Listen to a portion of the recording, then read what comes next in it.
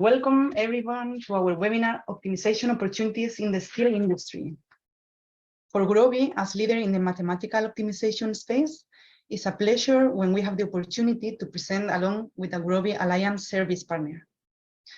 Today, joining us is Cassotis, a Brazilian company that develops and implements easy-to-use custom solutions to support complex decision-making, and has a vast expertise in the continuous production manufacturing industry. Leading our webinar is Emmanuel Marchal, Cassotis managing partner. A huge part of his career has been dedicated to optimizing complex industrial processes, and in the steel industry, he has developed projects in more than 18 steel plants all over the world. Emmanuel, welcome. The floor is yours. Thank you, Paloma, for this kind introduction. And Guy, it's a pleasure being with you for this webinar. During this webinar, I'm actually assuming that we have people attending who are from the operational research area, who maybe doesn't know exactly what is the steel making is and how to make steel, and how big and important is this industry nowadays. So I will definitely start with an introduction about the steel making, such that we will be able to go to the next stage of this webinar, where we will then look at some major optimization opportunities that we have identified as Cassotis consultants, serving customers and serving steelmakers for many years, and with my personal experience as optimization challenges and opportunities to get a better result through the mathematical optimization. After that, I will also introduce a little bit the mathematical programming. Maybe we have some people here who doesn't know what Gurobi is, or even what mathematical programming is. So I will dedicate some time to explain a little bit how the math are working when we talk about optimization, such that we will be able to look in more detail in a concrete example of one of the optimization opportunities we will discuss during this webinar. We will look at the model, the real formulation, for you to understand how we as consultant and Gurobi as a solver supplier are able to help you cracking the most complex problem. And finally, we will conclude on what we expect as benefits and some savings when applying mathematical programming in the steel industry. So let's start with this introduction, and I wanted to bring some figures to you for you to understand how big this industry is when we talk about steel making. So let's look at the graph first, where we can clearly see how big the steel in proportion to the other metals is. So, and not only in terms of volume, but also in terms of type of different products. So it's a very interesting industry to work with, due to the volume it represents in the worldwide production, and also in terms of products. So we typically categorize the steel in three different types. The carbon steel is the most common one that probably most of the people know. But then from this steel, we can add a few chemical elements according to the final application of the steel, because those elements will bring some properties to the steel, which depending on the application. As an example, the stainless steel that I think everybody knows, which is very alloyed steel with nickel and chrome, to prevent the steel from rusting. And so if we look at all those different products, if we consider that one type of steel is a different product, we have more than 3,500 grades, so chemical specification, different chemical specification which make then the portfolio of a steel plant very, very big. I'm not saying that every steel plant in the world are producing all those different grades, but at least it gives us an idea how of the quantity of different products a steel plant has to deal with. And we clearly foresee already a few challenges when dealing with so many products, different products. So how steel is being produced? Actually, steel can be produced from the iron ore, which is the natural resource, or also from steel scraps or recycled materials. And we can easily understand that depending on the type of material we use to produce the steel, the process behind the steel production will be very different. Actually, steel makers call those different technology production routes, and the most classical route that we have, and we have the graph showing that, is the BF-BOF route, which means that the material, the iron ore, is first reduced and smelt in a blast furnace, BF or blast furnace, and then the hot metal is transported to the steel shop, where it will be processed up to the final steel specification. So this is the most integrated process, because actually the blast furnace use solid carbon fuel like coal and coke, which can also be produced on the same sites.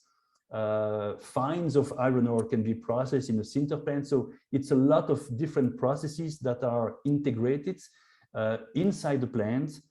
And so this represents the longest process chain in the steel industry.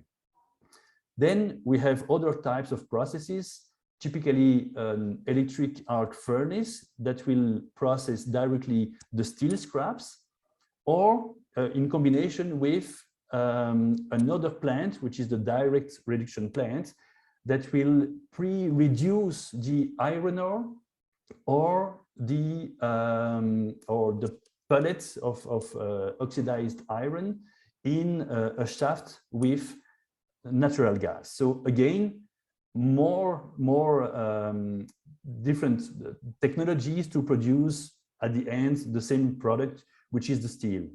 And depending on the type of steel, we have even more process steps. When we talk about stainless steel, we have this AOD, VOD. I will not enter in too much detail here, but just for you to have an idea of how many processes are involved when we talk about steel production. And actually, finally, all of those steels, independently of the type, will go to this final step, which is the refining stage, where the chemical composition will be adjusted to fit into the specification that will classify the steel into the final grades. So huge volume of production from different type of material, many different processes to process these products. It's a perfect environment for us to apply mathematical modeling to solve the most complex problems. So the purpose of this webinar is definitely to give you a few insights about what are the biggest challenges we have identified in the industry. And when I say challenges, you should understand optimization opportunity, because optimization makes more sense when we are dealing with complex decisions, which is a real challenge for a company to deal with. So definitely that's my purpose today, is to give you some insights about any idea of optimization inside this industry.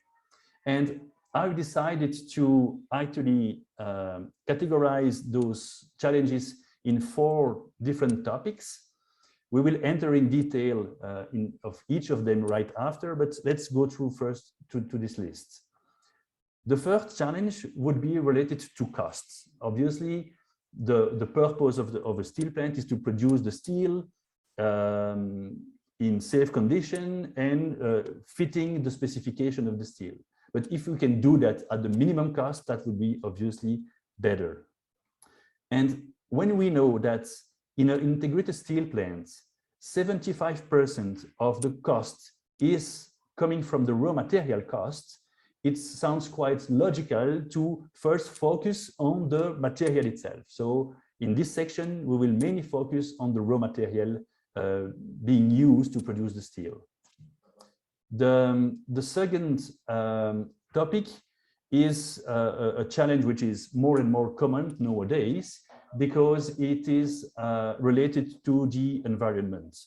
So we know how this topic is important today, and even more when we know that the steel making is responsible for about 8% of the greenhouse gas emission. Third part of this topic, third topic of this presentation will be regarding planning decisions. So considering all the logistics and the supply chain of a steel plant, talking about material related to the process and process related to the production into the market. So we will see what are the biggest challenges in this area. And finally, I will list more operational decisions that are also big challenges for the steel plants. So let's start with the first one, which is regarding the cost, and then with a focus on the material. So the challenge here is for a steel maker is to be able to select the right material, minimizing the overall cost of the plant. And it doesn't mean that even the material account for 75% of the cost, that we have to go for the cheapest material, because we also have to take into account not only the price, but the quality of the material. And when I say quality, I may refer to the chemical composition of the raw material, which will directly impact the chemical composition of the steel, but also physical resistance, metallurgical properties that both will more impact the process itself, energy requirements.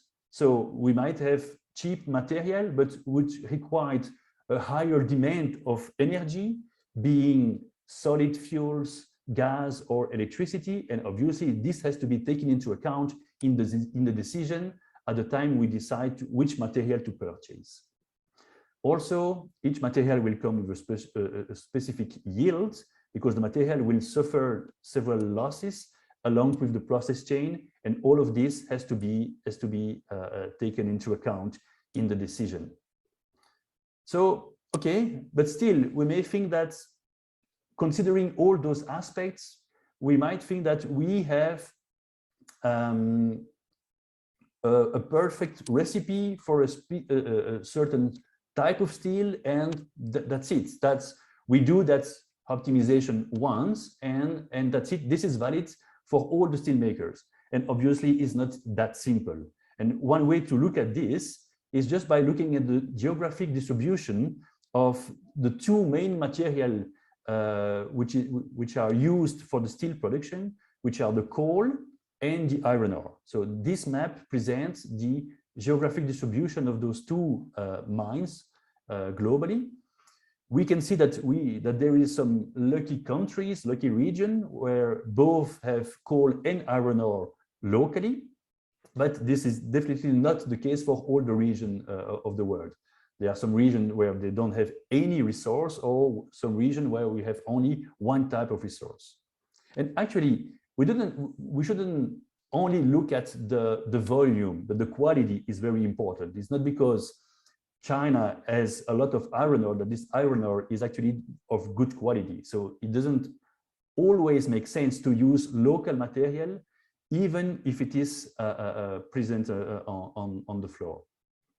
And actually, when we look at the markets of raw material in the steel industry, we should consider that the market is global. So a steel plant, independently on where it is located on the world, could purchase a raw material from the other side of the world. So this is the reality of today.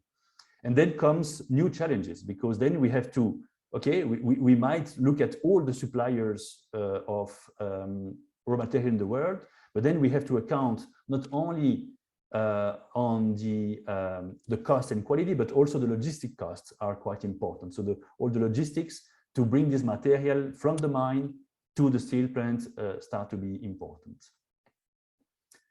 Okay, still in this topic about cost minimization, focusing on the raw material, there is a very simple case that I wanted to share with you, which is very local to the steel shop, which is the final steps, if you remember in my introduction. So we have a liquid steel that have to turn into a specific grade according to the specification in terms of elements. And so we have a very obvious and even simple optimization to be done here. We can actually understand it in that way. We have for specific grades a specification in minimum and maximum concentration of different elements in the steel, and we have a list of material, ferroalloy, which is extremely high cost material. It's very expensive material. So we have a list of material. Each material we have its own price and its composition in the same elements that we want to achieve for the final specification of the grades.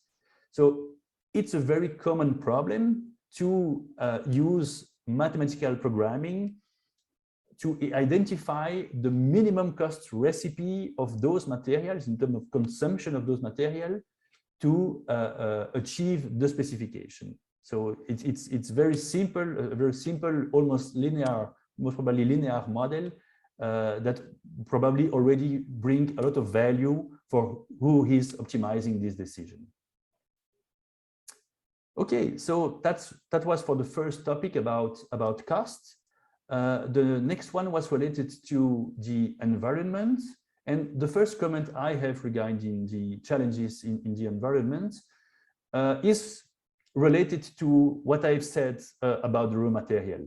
When I said that the selection of raw material should consider the cost, the price, the logistics, we should also, and today steel makers are more and more looking at also the indicators on the environment, because they have strict restriction on the emission, could be CO2, could be other types of pollutants, which makes that the decision of purchasing a certain material can be also limited by a limit or penalized. If we talk about Europe, for instance, a steel plant has to pay or purchase certificates to be allowed to produce a certain quantity of CO2.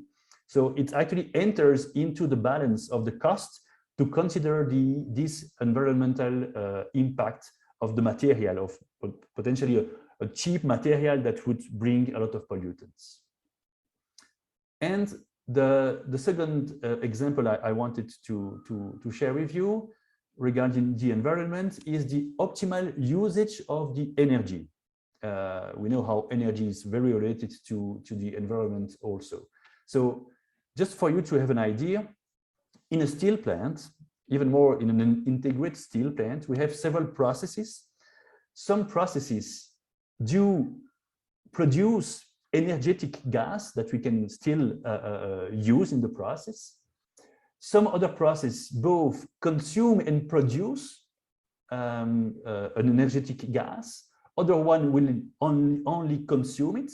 And we can already see that the profile of both the consumption or the production with respect to time are very different. So usually different profile of consumption of production.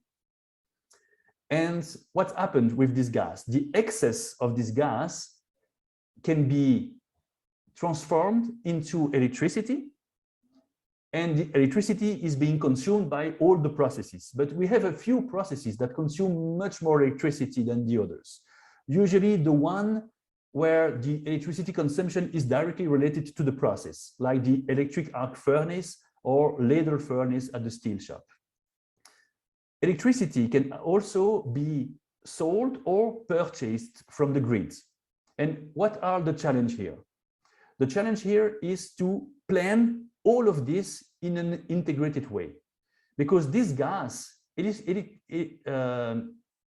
can be stored temporarily in a gas holder, but with a limited capacity, or it can be flared to the atmosphere, which is the impact, negative impact on the environment.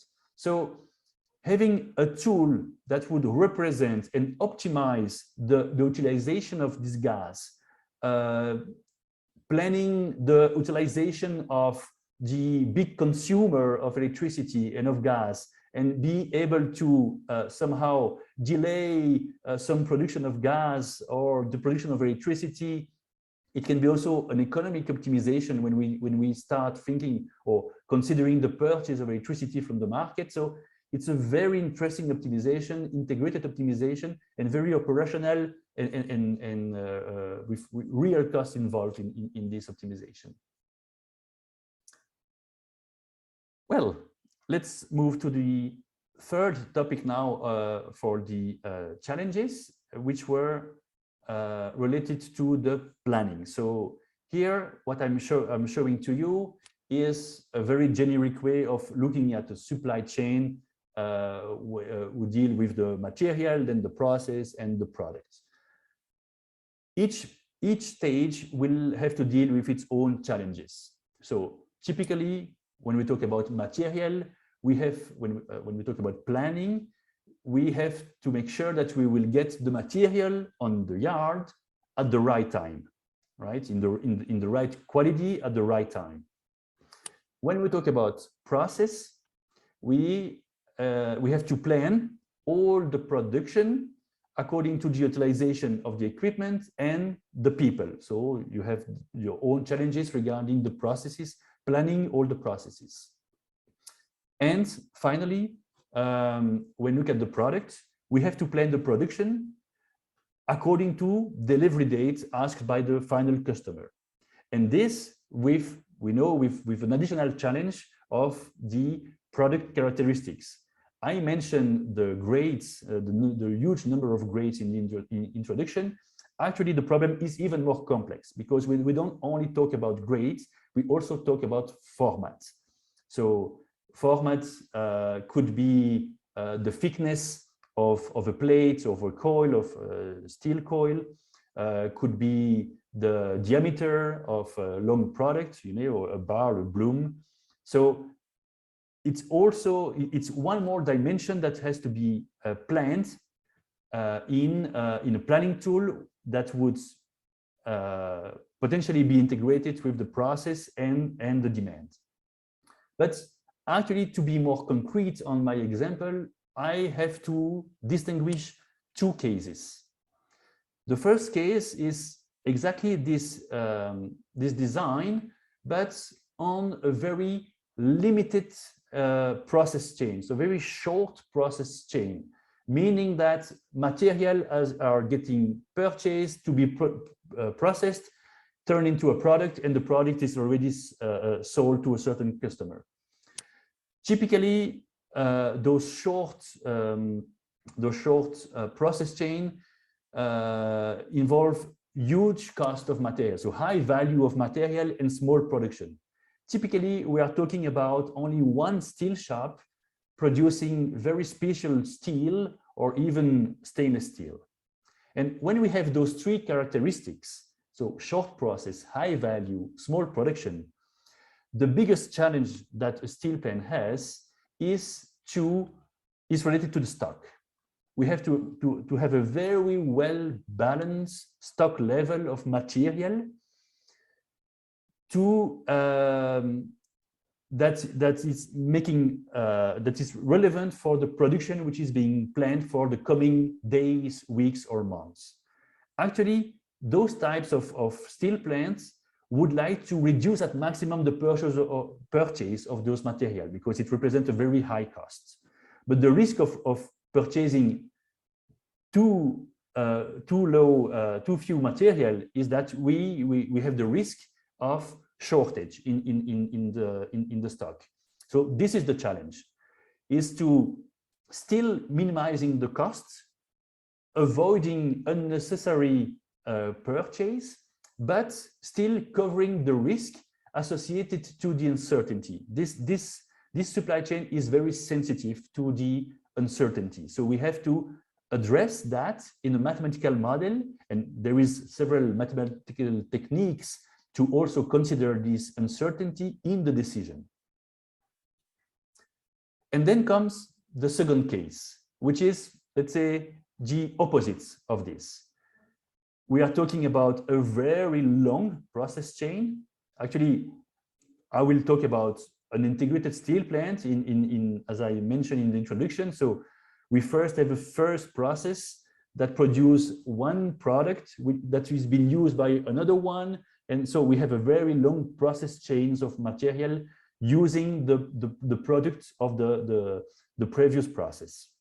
So very long process chain, many types of material. So we are not only talking about scraps entering into a furnace, but we are talking about coal, coke, fluxes, iron ore, pellets, so many types of material that an integrated steel plant has to deal with, and a large production.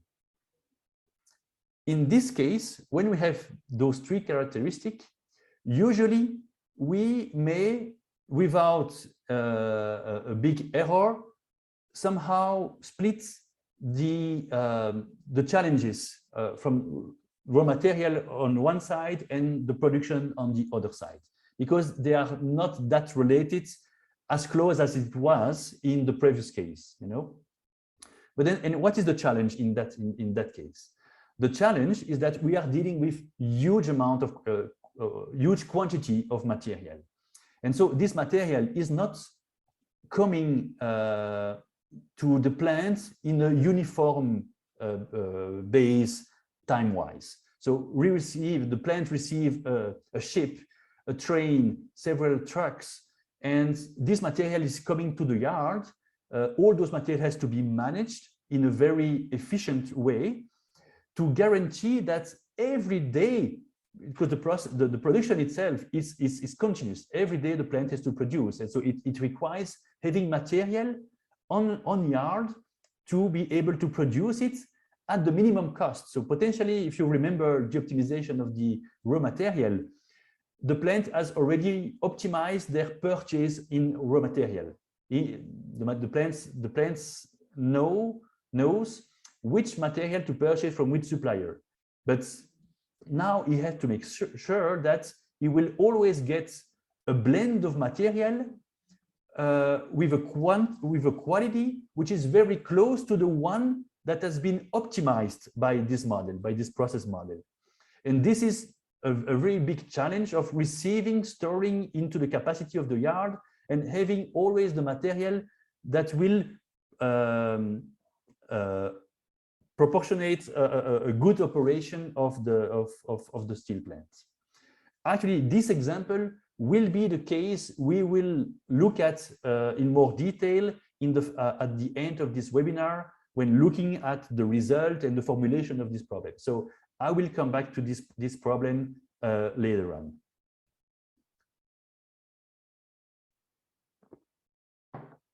And finally, last topic in terms of challenges, which are related to operational decisions. And when we talk about operational decisions, we talk about some process decisions, which might be very localized in a specific process step. The sequence of operation. Let's think about a machine processing material. We have to determine in which order the sequence of operation will be done, or the sequence of production. So in terms of product, which product we will produce before which one, in which sequence. And this is even more critical when we talk about a multi-stage process. So we have different departments, different stages. Both have a concept of sequence, and they have to actually interact, integrated between them. So this is the most complicated multi-stage sequence of a problem. So I bring a few examples. Let's go through those examples now. First, again, looking at a specific process, we might have some decisions to make when we look at the productivity or the treatment time versus the quality. Most of the time, when we go slowly in the process, we know that we are able to achieve a better quality.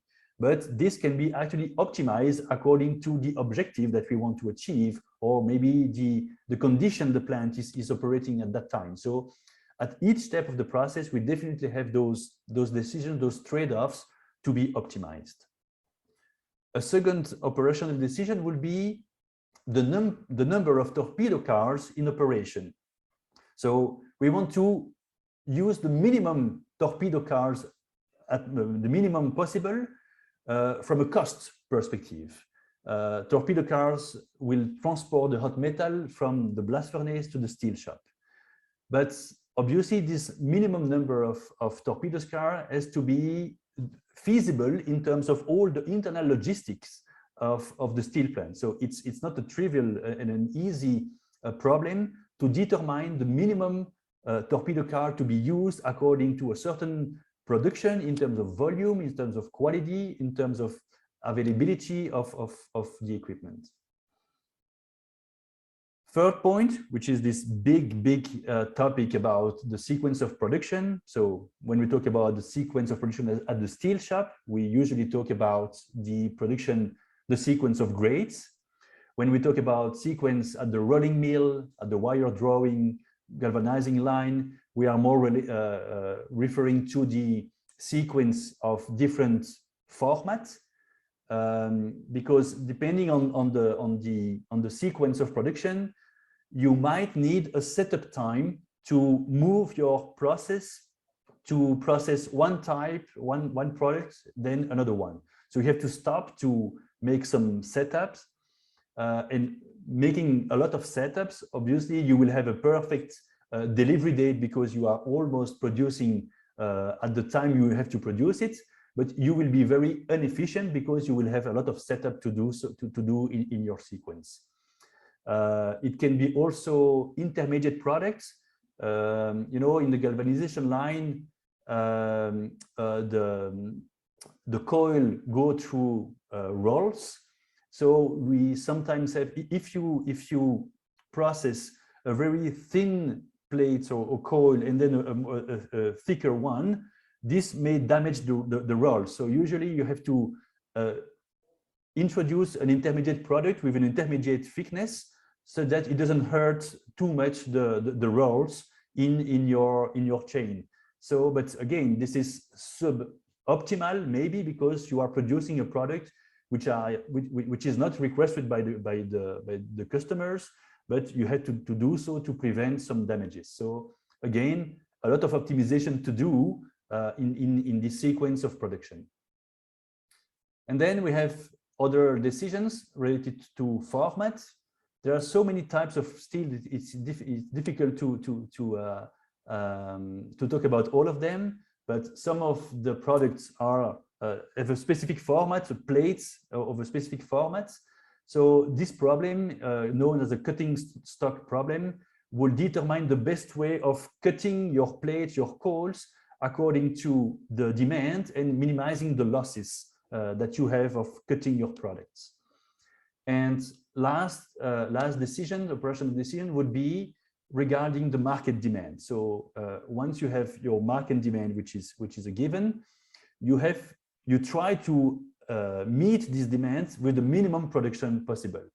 The thing is that when one customer requests one coil of a specific grade, you will have to produce a batch of this. And so you will produce much more than it is required for this demand. So potentially you are always producing more than the demand. So there is this set cover problem that try to meet the demand and the production, take into account some flexibility that the demand has, maybe in terms of grades or in terms of format, in order to, again, achieve better results through the optimization.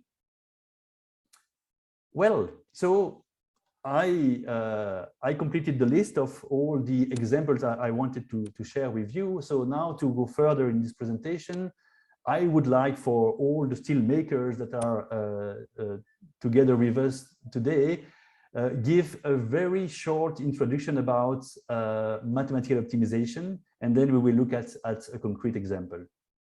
So first, to introduce the concept of operation research. Operation research is the science of the mathematics that covers all of those techniques, which has one main purpose. It is to improve the decision making. And there is different ways of doing so. We may think of a very complex problem and we want to make better decision that a human being would be able to make just by intuition. So we would like to be, this human want to be assisted by a computer to actually make a better decision that he would take without this system.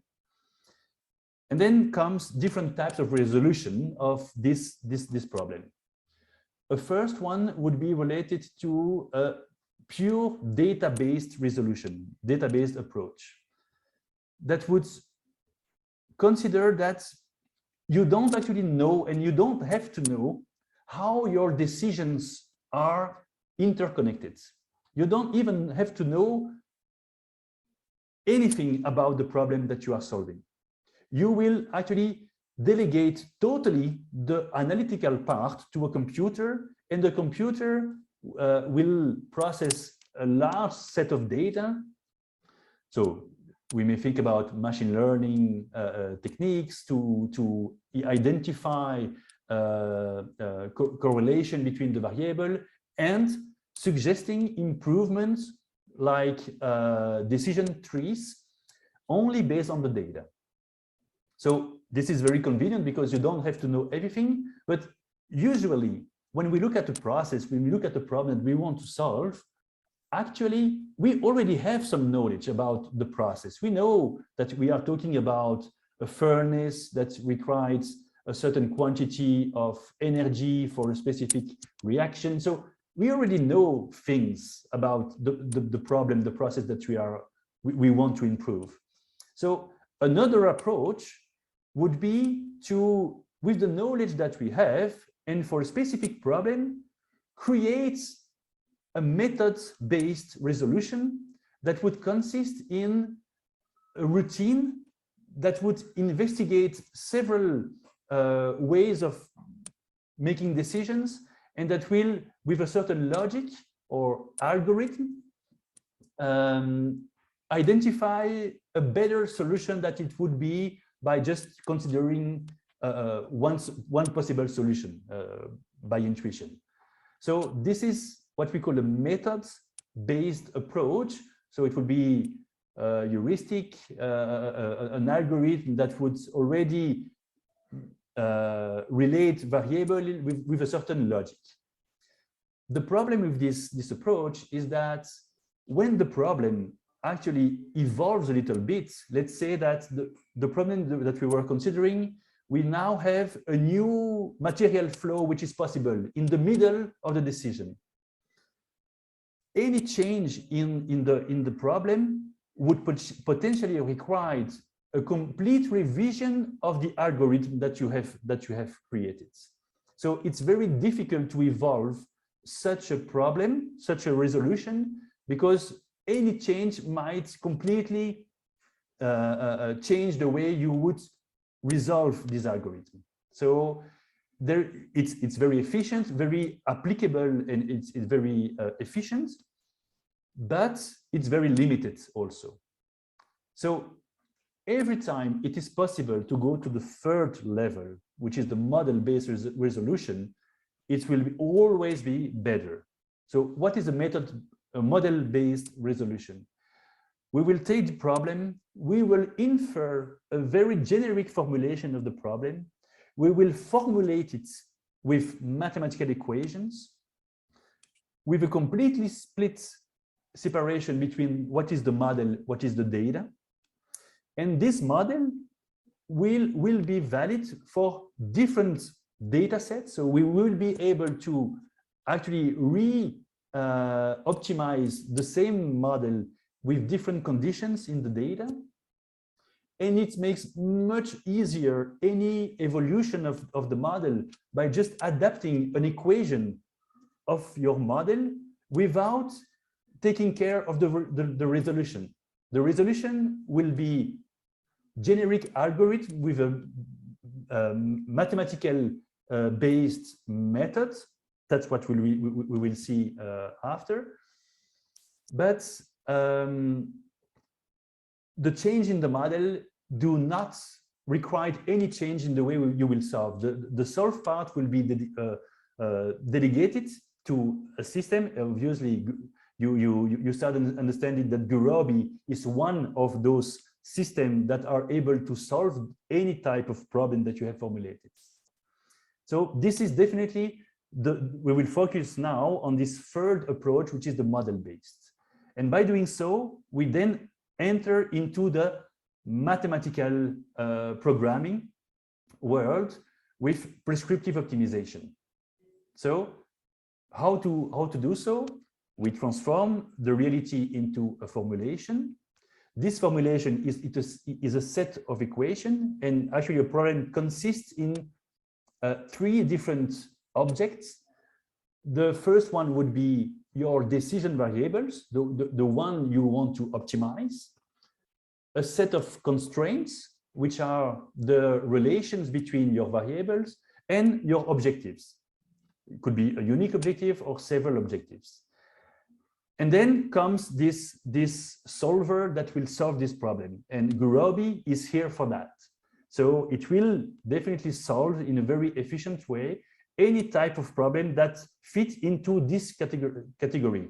Linear programming, mixed integer linear programming, so a mix of linear and integer variable, quadratic programming, where your objective function is quadratic, mixed integer quadratic problem, quadratically constrained problem, where the quadratic equation are in your constraints, and mixed integer quadratically constrained program.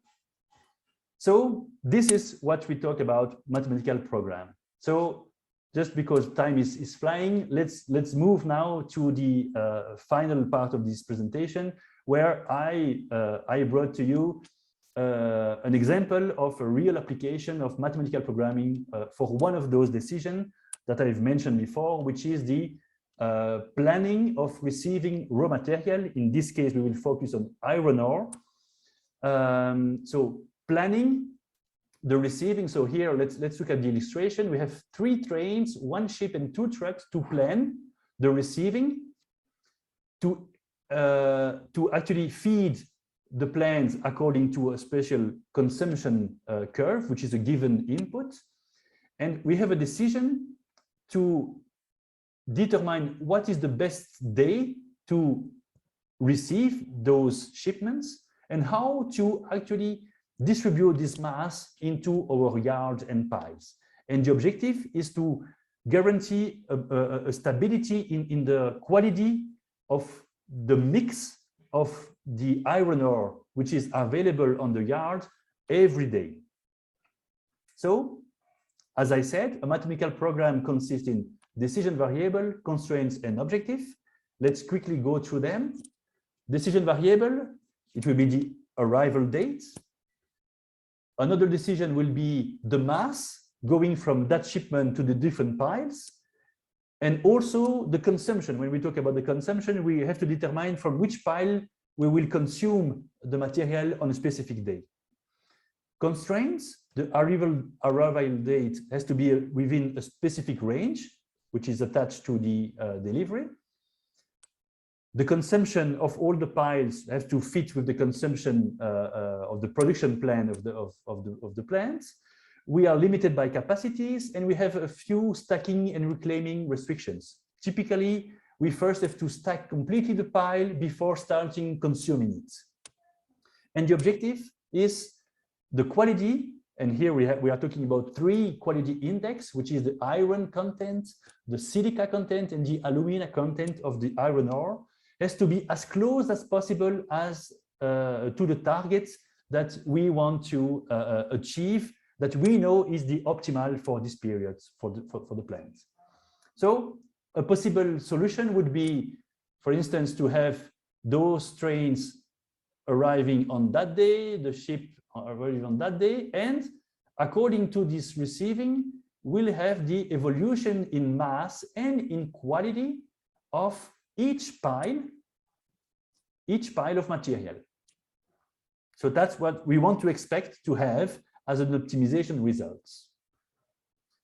So, and now start the mathematics part. So here is the formulation. I will definitely not enter into too much detail when we look at it, but we have a list of parameters, variables, all the constraints, and the objective function that we see that is related to minimizing the deviation of the composition of all the piles for all the chemical compounds involved in the decision.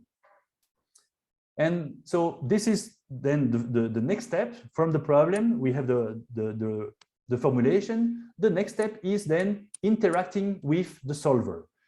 The solver, obviously, that we use is Gurobi 9.5, which is the last version of Gurobi available with very, very good performance.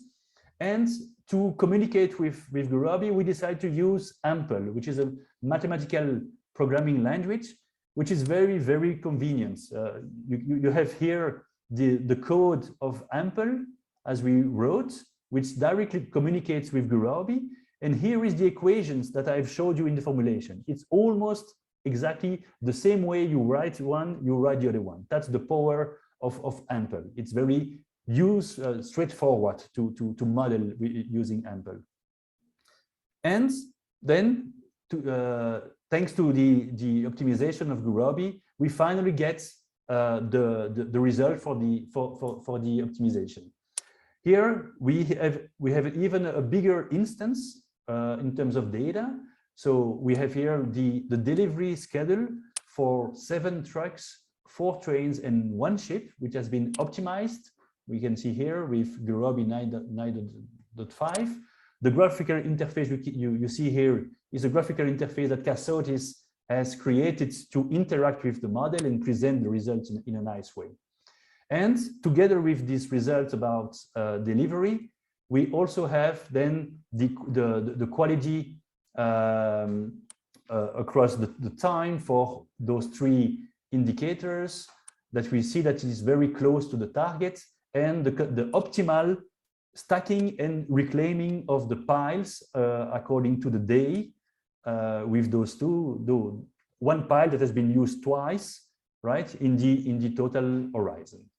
So a very concrete example on how mathematics can indeed help with achieving better results with the mathematics and mathematical optimization. Just to conclude, we have we have to understand that this applying mathematical optimization, it's a question of benefits. We hope to have a lot of savings, but it's also bringing much more than that.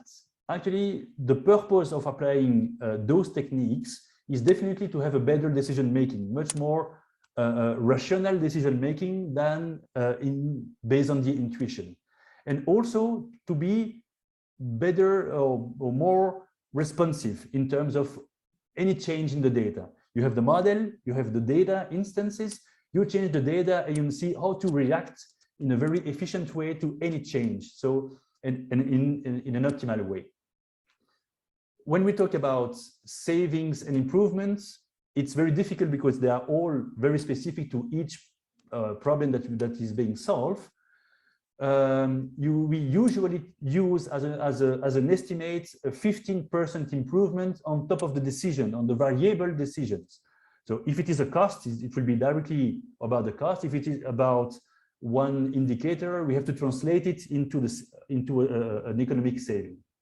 And just to have an idea, the very first example about raw material optimization dealing with price, quality in an integrated way is a model that we have reproduced so many times in the industry, and we achieve in average 8% of cost saving in the raw material costs. So a lot of expectations on applying those techniques to the steel industry. Guys, thank you very much for your attention. We reached 50 minutes of the webinar, which means that we have now 10 minutes for answering your questions. I'm letting my contacts here if you want to enter in contact with me. If we don't have time to answer all the questions, it will be my pleasure to talk to you also. Thank you for the presentation, Emmanuel. I'll field the questions here. The first one we have is for steel production regarding the combining of ingredients. Is that a linear expression or are there non-linearities in that?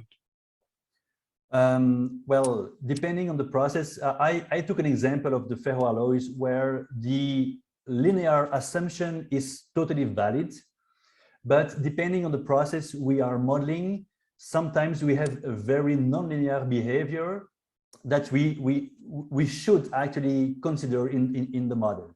So will it be quadratic? Hopefully it will be. Will it be much more non-linear than that?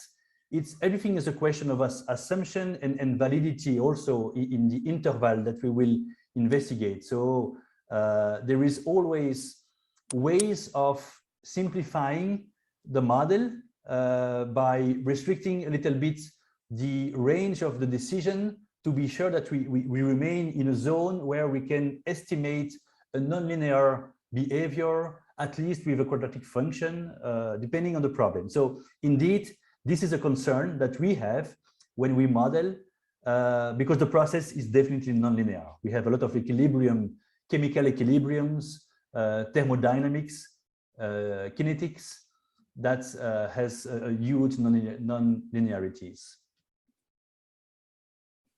Okay, thank you. The next question is about uncertainty related to raw material properties. So they're saying, is it common practice to incorporate that uncertainty in the model? Their experience is that it's so high that it can sometimes produce an incorrect result if you don't. What's your opinion on that? Yes, yes. So actually, this question of uncertainty on the quality is very critical, mainly when we talk about the very short process, because then the material is the only material that will turn into the product. So any deviation there is very difficult afterwards to correct it, or you will correct it at a very high cost. So when we deal with such a problem, very short process, we should definitely consider this variation. So there is, again, ways of mathematical ways of dealing with uncertainty. When we talk about an integrated steel plant, it's still critical, but we can deal with maybe just a sensitivity on the variability to make sure that the contract that the ship you will purchase for the next 3 months is still valid if we have a certain deviation in the quality, but it's less critical than in those short process. So definitely, depending on the type of decision, we should incorporate that in the model. Okay, and the next question I'll ask relates to the first one about nonlinearity, but this one is just in general. Perhaps you've already answered this, but they're asking, how do you handle nonlinearity, I guess, in general, throughout your models? Well, yes, actually, that's more or less what I replied to the first one. I think we should understand if this linearity is really needed in the model and how it's actually impact the decision. If there is no way of reducing it or removing it, we first try to keep or remain in the quadratic formulation so that Gurobi will still able to deal with it. And depending on the problem, there is no way, and then we will have to apply other techniques to deal with nonlinear, pure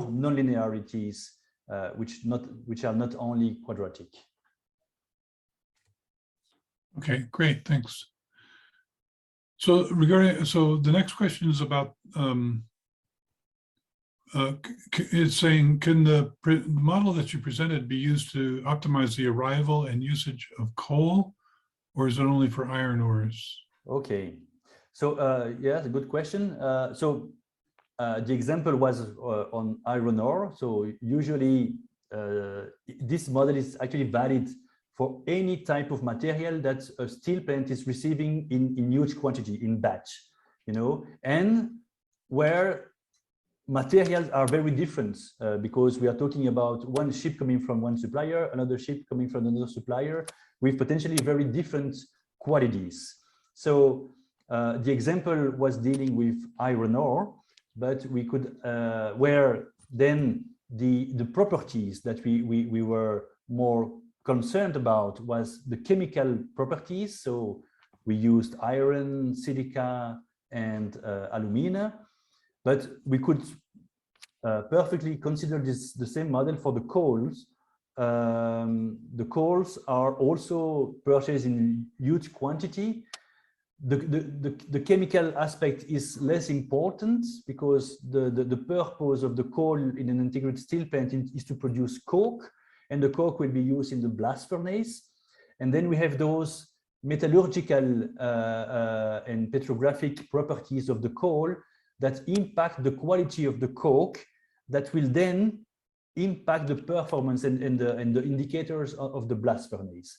So, and the blast furnace like stability. So we definitely want to process coke in the blast furnace with very steady and stable quality in terms of a few properties of the coal.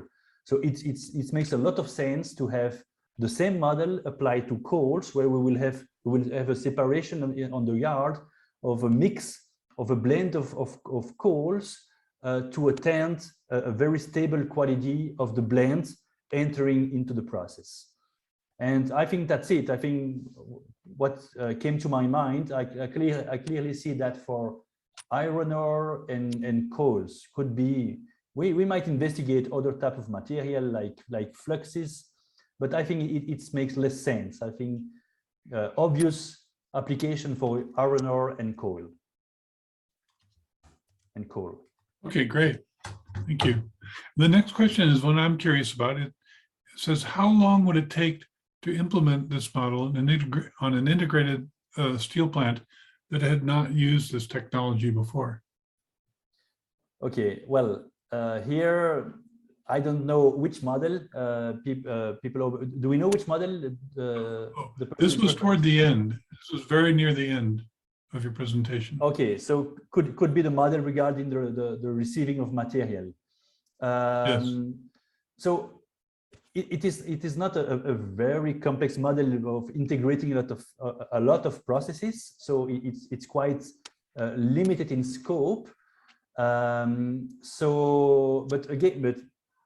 even with that, we first have to understand all the restrictions. I was mentioning all the stacking and reclaiming restrictions that the plant has, how it is the plant is using the yards, the piles, if there is a homogenization pile for the ore. So every plant will be different, and so we will have to go for a customized model, most probably. So this will take a couple of months, I would say, to implement, to first really understand the characteristic of the plant and the type of material we are dealing with, the type of properties, being chemical or physical properties, because obviously more indicators we are introducing in the objective, more difficult it will be for the resolution part. So we have to find a good balance in terms of properties to be mapped in the model. So all of this will take some time, plus the implementation time. I would say really maybe 3 months, 4 months to have the model live and running. Okay, great. Thank you. So we're near the end of our time, so I'll ask one more question. And it's, how did you convince steelmakers to adopt an external optimization approach to their planning and operations? How was the process of showcasing your value proposition to them? I'll just abbreviate it. He's curious how you managed to convince them to use this instead of what they were already doing. Yes, very good question. It's a pity we reached the final, the time. I would like to answer it in a more extensive way, but definitely this is a challenge. Usually, what we need is someone who already knows the power and the benefits of applying such techniques, and hopefully this operation research material is being taught in the university, so people start to be conscious about the potential of mathematical programming, which means that at least we need one who trusts in the technology, that wants to apply it, and then steelmaking is a big family, so people know each other, they meet a lot in Congress. So usually, and they are sharing experience. They are not always pure competitors, so they also share good experience. So definitely that's the easiest way to go, is have someone who accepts to the risk of implementing that. And obviously there is actually almost no risk, because when we look at the savings, it's straightforward that we will have a good return on the investment of such technology. And then having people looking at the results and sharing that with their peers. Okay, well, thank you. And thank you for the interesting presentation. Paloma, do you want to take over? Yeah, Thank I will you. just wrap up and just saying thank you, Emmanuel. That was really interesting. And thank you also, Cassotis team, for being here today with us. So thanks again. Thank you also to the Gurobi team, and see you all in our next webinar. Excellent. Thank you. Thank you, everybody. Bye.